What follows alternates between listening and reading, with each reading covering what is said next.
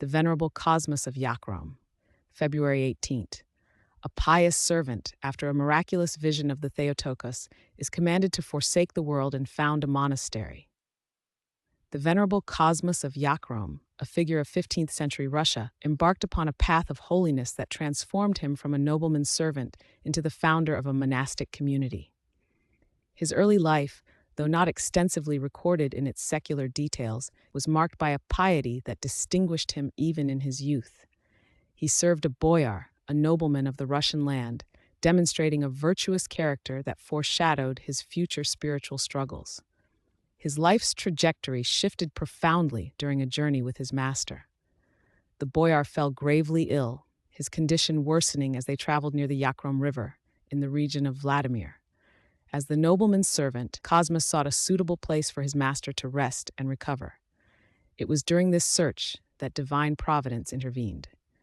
Cosmas, moving ahead of the ailing boyar, discovered an icon of the Dormition of the Most Holy, Theotokos, nestled within a tree. This discovery was not accidental but a sign of God's will. As Cosmas knelt before the holy image, offering prayers from a pure heart, a voice, clear and distinct, spoke to him. The voice commanded him, saying, "Go and forsake the world and be a monk. Build a church and a monastery on this place."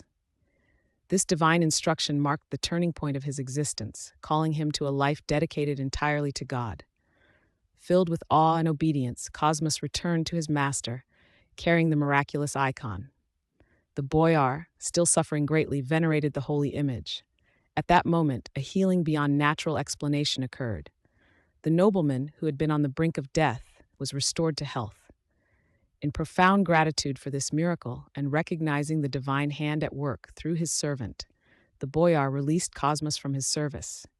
Furthermore, he offered Cosmas the necessary means to fulfill the divine command to establish a monastery.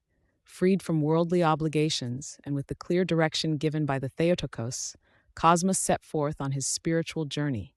He traveled to the renowned Kiev Caves Lavra, a venerable spiritual center of the Russian land, known for its ascetic tradition and holy monks.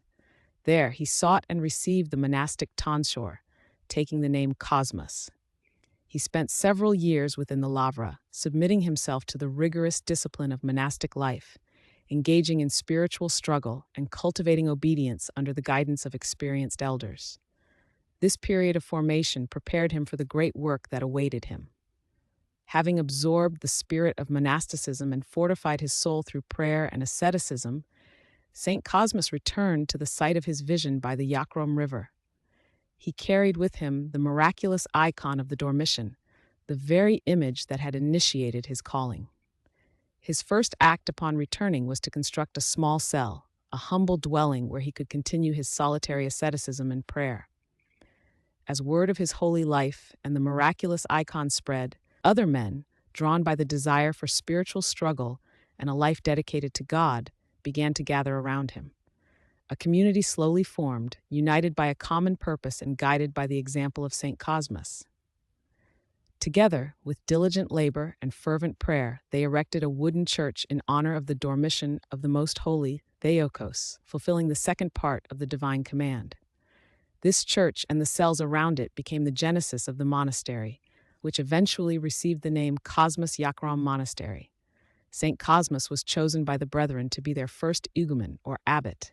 In this role, he guided the nascent community with wisdom, humility, and unwavering faith. He continued to serve as a living example of strict asceticism, demonstrating through his own life the path to salvation. He fostered a spirit of prayer, labor, and brotherly love among the monks. His leadership ensured the spiritual growth and stability of the monastery he had founded. The Venerable Cosmas lived to a great age, serving God and his church faithfully until his peaceful repose in the Lord. He departed this earthly life on February 18, 1492, leaving behind a flourishing monastic community and a legacy of spiritual devotion. The Orthodox Church commemorates his memory on February 18th, honoring him as a saint who responded with complete obedience to the divine call, establishing a center of monastic life in the Russian land.